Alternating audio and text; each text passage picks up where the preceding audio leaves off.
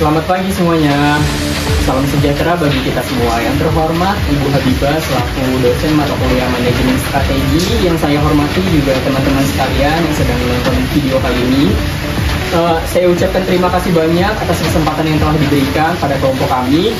Sebelum kita memulai presentasi pada kali ini, alangkah baiknya kita memperkenalkan diri terlebih dahulu. Perkenalkan, nama saya Muhammad Yun Arifin yang bertugas sebagai moderator. Di sebelah saya ada Sofia Giati. Di sebelah saya lagi ada Aninda Sofiani. dan di sebelah saya terakhir ada Yulia Ekalasjana. Oke, kami dari kelompok 5 ingin mempresentasikan hasil kerja dari kelompok kami dengan materi persaingan kompetitif dan strategi unit bisnis.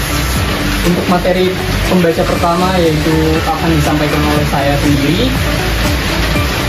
Oke, jadi materi yang pertama itu ada persaingan kompetitif. Apa sih persaingan kompetitif itu?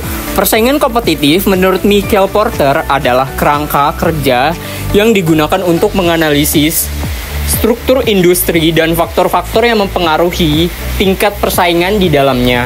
Nah, kerangka kerja ini dikenal sebagai 5 kekuatan Porter atau 5 Force of Competitive Analysis. 5 kekuatan ini membantu memahami intensitas persaingan dalam suatu industri dan membantu perusahaan merumuskan strategi untuk menghadapinya. Nah, itu dia dari persaingan kompetitif. Materi selanjutnya ada 5 kekuatan Porter yang akan dibacakan oleh Sofia Giati. Kepadanya saya persilahkan. Selanjutnya ada 3 pendekatan strategi menurut Michael Porter. Yang pertama, keunggulan biaya. Strategi ini memfokuskan perusahaan pada produksi atau penyediaan produk atau layanan dengan biaya yang lebih rendah daripada pesaing. Fokus utama dalam strategi ini adalah efisiensi operasional, pengendalian biaya, dan skalabilitas. Yang kedua, diferensiasi. Strategi diferensiasi menciptakan produk atau layanan yang unik atau memiliki ciri khas yang tidak dimiliki oleh pesaing. Strategi ini memerlukan penekanan pada inovasi desain produk yang unik, kualitas tinggi, dan pelayanan pelanggan yang superior. Yang ketiga ada fokus. Strategi fokus melibatkan penyediaan produk atau layanan yang ditargetkan pada segmen pasar tertentu. Ini bisa berarti fokus pada segmen geografis tertentu, kelompok usia, atau kebutuhan khusus pelanggan. Dalam strategi ini, fokus ada 2 kategori, yaitu fokus biaya dan fokus diferensiasi. Selanjutnya ada 4 teori RBV. Yang pertama, kemampuan tradisional, yaitu mengacu kepada keterampilan dan kompetensi. Yang kedua ada ekonomi Ricardo, yaitu terkenal dengan teori komparatif keuntungan.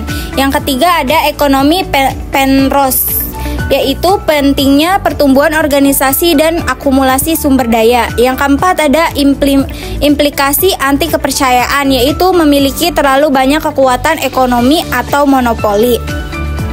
Selanjutnya ada sumber daya keunggulan bersaing, yaitu sumber daya perusahaan adalah kekuatan yang dimiliki oleh suatu perusahaan yang dapat digunakan untuk memahami dan menerapkan strategi perusahaan. Menurut teori RBV, sumber daya yang dimiliki oleh suatu perusahaan dapat menghasilkan lebih dari hasil yang diinginkan, termasuk aset, kemampuan, proses organisasi, atribut, informasi, dan apapun yang berada di bawah pengasuh perusahaan.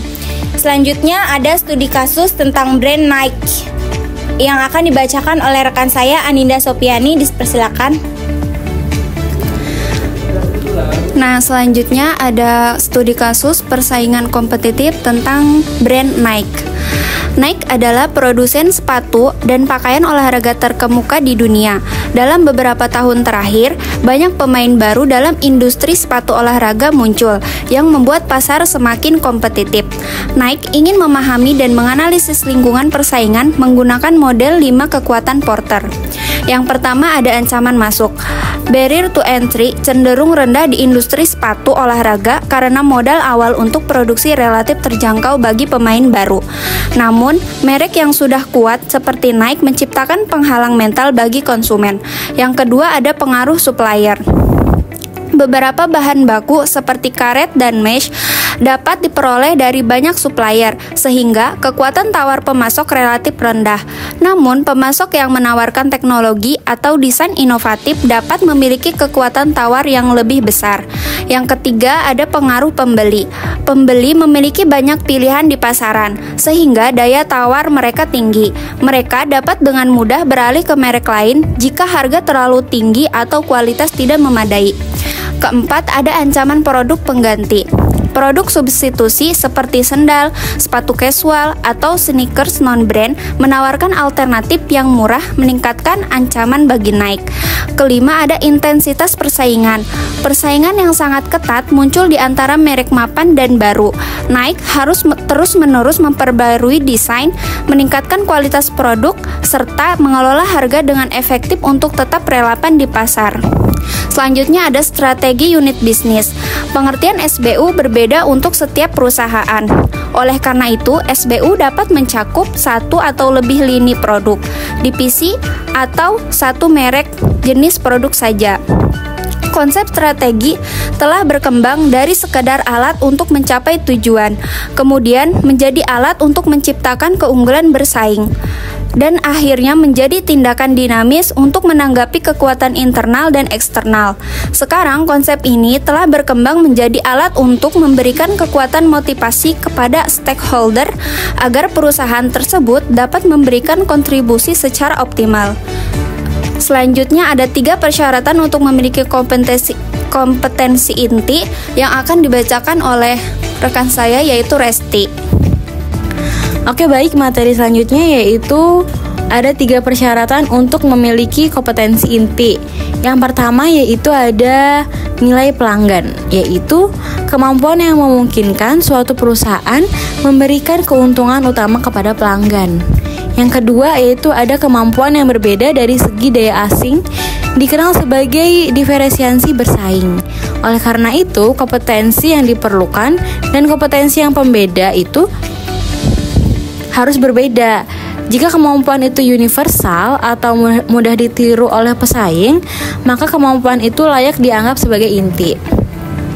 Yang ketiga yaitu dapat diperluas. Kompetensi inti adalah pintu gerbang menuju pasar masa depan. Jadi harus memenuhi kriteria manfaat bagi pelanggan dan membuatnya unik dari yang lain. Selain itu juga, kompetensi inti harus dapat diperluas untuk memenuhi keinginan konsumen masa depan.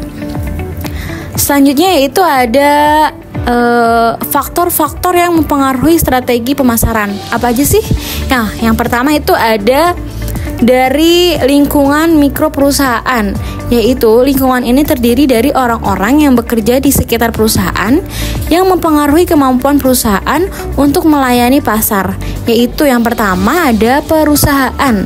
Karena struktur organisasi perusahaan, manajer pemasaran harus bekerja sama dengan karyawan di bidang lain.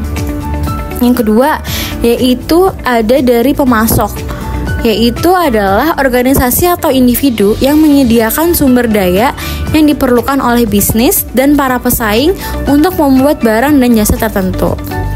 Yang ketiga yaitu ada para perantara pemasaran. Perusahaan yang membantu bisnis dalam mempromosikan produk, menjualnya dan mengirimkannya kepada pelanggan akhir disebut perantara pemasaran. Nah, jenis perusahaan ini juga termasuk perantara perusahaan distribusi fisik, agen pemasaran, dan perantara yang memberikan bantuan keuangan. Yang keempat yaitu ada para pelanggan. Pasar sasaran suatu perusahaan yang menggunakan barang atau jasa yang ditawarkan perusahaan. Yang kelima ada para pesaing, yaitu perusahaan tidak sendiri ini dalam usahanya untuk melayani kelompok pasar pelanggan tertentu. Dan yang terakhir yaitu ada masyarakat umum. Perusahaan juga harus mempertimbangkan sejumlah besar lapisan masyarakat yang menaruh perhatian terhadap kegiatan-kegiatannya. Selain itu juga ada faktor yang kedua, yaitu lingkungan makro. Nah, ini merujuk pada faktor-faktor eksternal nih, yang secara luasnya mempengaruhi operasi, pengembangan, strategi suatu organisasi atau perusahaan. Nah, lingkungan makro ini seringkali di luar kendali langsung perusahaan dan mencakup aspek-aspek besar yang dapat membentuk konteks di mana perusahaan ini beroperasi. Oke, selanjutnya mengenai lingkungan makro terdiri dari beberapa elemen utama, yaitu akan dijelaskan oleh Sophia Bianti dan Anindya Sopiani. Kepadanya saya persilahkan. selanjutnya ada lingkungan makro terdiri dari beberapa elemen utama. Yang pertama ada ekonomi. Faktor-faktor ekonomi meliputi pertumbuhan ekonomi, inflasi, suku bunga, kebijakan moneter, pengangguran, dan stabilitas mata uang. Yang kedua ada sosial dan budaya. Elemen ini melibatkan nilai-nilai norma, tren sosial, preferensi konsumen, dan perusahaan demografis dalam masyarakat. Yang ketiga ada teknologi. Kemajuan teknologi, inovasi, dan adopsi teknologi baru dapat mengubah cara bisnis dijalankan, mengoptimalkan operasi, dan menciptakan peluang baru. Yang keempat ada politik dan hukum. Lingkungan politik mencangkup kebijakan pemerintah, perusahaan, undang-undang, regulasi, serta stabilitas politik. Selanjutnya akan dibacakan oleh Aninda. Baik, yang kelima itu ada lingkungan alam. Isu-isu lingkungan seperti perubahan iklim, keberlanjutan, dan masalah lingkungan lainnya terjadi semakin penting dalam lingkungan makro karena organisasi perlu beradaptasi dengan tuntutan keberlanjutan dan tanggung jawab lingkungan. Yang keenam itu ada globalisasi. Keterkaitan global dalam perdagangan, investasi, teknologi, dan komunikasi mempengaruhi sejauh mana organisasi terlibat dalam pasar global dan bersaing dengan pelaku di seluruh dunia. Yang ketujuh itu ada sosial dan demografis.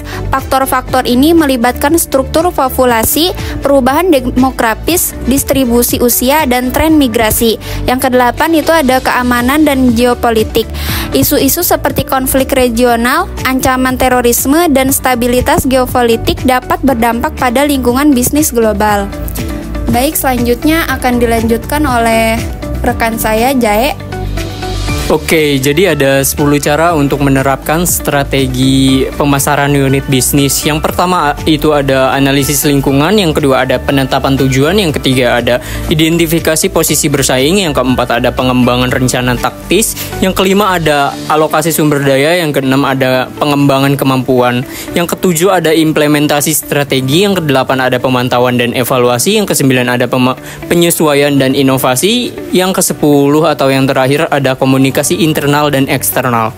Jadi ada studi kasus nih tentang persaingan unit bisnis, yaitu tentang brand Coca-Cola. Jadi Coca-Cola itu adalah perusahaan minuman terbesar di dunia yang memiliki banyak lini produk, termasuk minuman ringan, jus, dan air kemasan. Coca-Cola ini bertujuan untuk meningkatkan profitabilitas dan efisiensi operasional dengan mengimplementasikan strategi unit bisnis.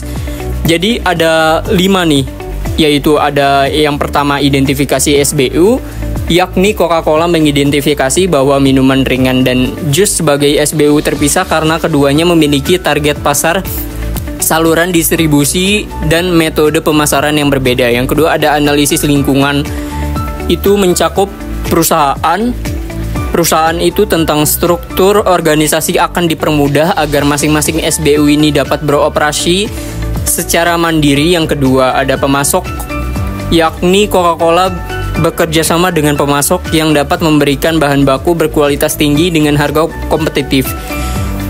Yang selanjutnya ada pelanggan, fokus pada kelompok konsumen untuk mencari pilihan minuman yang sehat menyegarkan sebagai target utama untuk kedua SBU. Yang terakhir ada persaingan, menganalisis persaingan dan masing-masing segmen untuk mengevaluasi posisi pasar dan strategi pemasaran. Yang ketiga yaitu ada penetapan tujuan. Setiap SBU ini merumuskan tujuan penjualan dan pangsa pasar yang spesifik berdasarkan analisis pasar. Yang keempat ada alokasi sumber daya, yakni sumber daya dialokasikan sesuai kebutuhan masing-masing SBU, memastikan bahwa minuman ringan menerima lebih banyak dana untuk pemasaran dibandingkan dengan SBU jus yang lebih baru. Yang terakhir ada pemantauan dan evaluasi, yakni kinerja masing-masing SBU ini dievaluasi secara berkala berdasarkan KPI yang telah ditentukan untuk melihat apakah mereka mencapai tujuan yang ditetapkan. Jadi untuk itu aja materi dari kami, yaitu ada kesimpulan yang terakhir, yakni kesuksesan sebuah perusahaan dalam menghadapi persaingan kompetitif tergantung pada pemahaman mendalam terhadap struktur industri dan faktor-faktor yang mempengaruhi persaingan.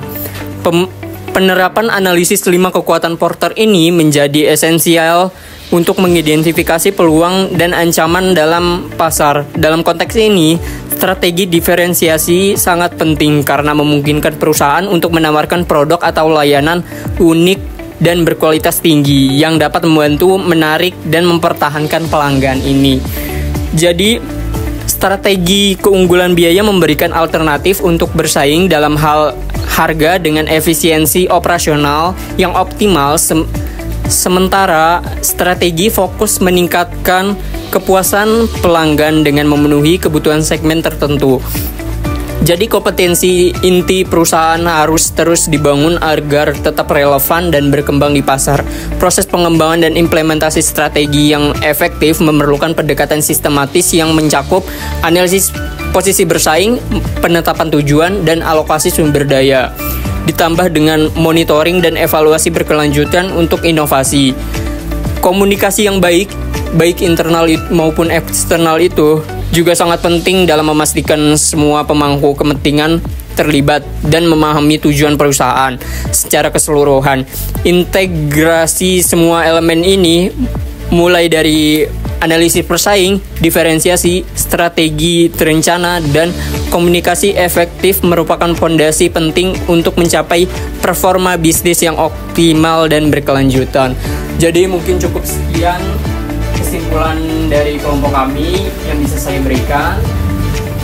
Oke, baik, mungkin cukup sekian video presentasi pembelajaran kali ini. Kurang lebihnya mohon maaf. Billahi taufiq wal hidayah. Wassalamualaikum warahmatullahi wabarakatuh.